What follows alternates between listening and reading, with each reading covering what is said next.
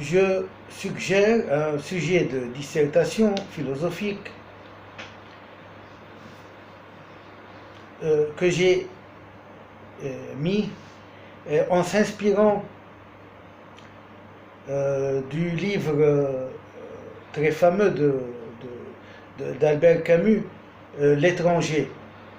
Vous savez que l'étranger, à la fin, le condamne à mort et, bizarrement, il se sent libre et un peu heureux dans sa prison et dans ce procès et dans cette décision. Donc, à partir de là, je voudrais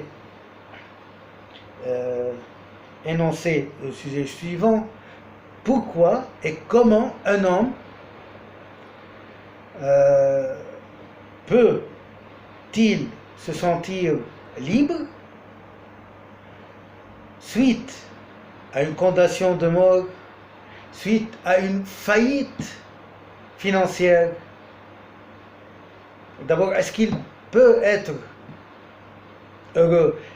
Ensuite, est-ce que être heureux c'est normal, ou il est certainement anormal, ou il y a quelque chose de sentiment qui le libère, alors qu'il se sent sans rien, mais toujours en vie, sans un fardeau sur son dos. Il se sent libre subitement. Un riche qui ne dormait pas tous ses jours et toutes ses nuits à cause de son argent, lorsqu'il n'a plus d'argent, est-ce qu'il peut se sentir libre? Parfois, il peut se sentir libre parce qu'il s'est débarrassé du fardeau des problèmes.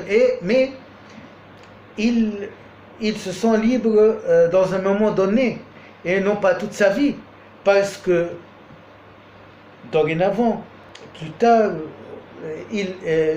pour sûr, il se sentira besoin d'argent, sa vie, il sent sa vie changer 180%. Donc, il n'est pas habitué à cette vie nouvelle. Mais, philosophiquement, il se sent libre. Un homme condamné, il se sent libre parce qu'il sent que vraiment il a pu vivre ses idées, même si ses idées l'ont conduit à la condamnation de mort.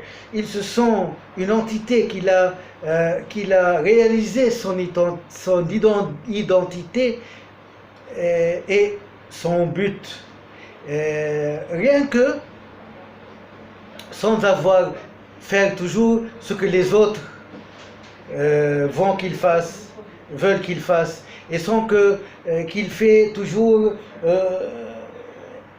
et sans qu'il parle toujours ce que les autres l'enseignent à dire.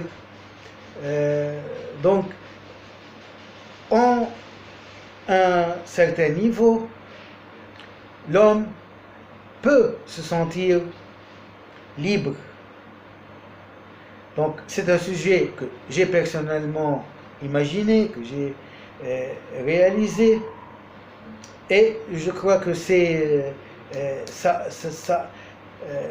ça ouvre une autre porte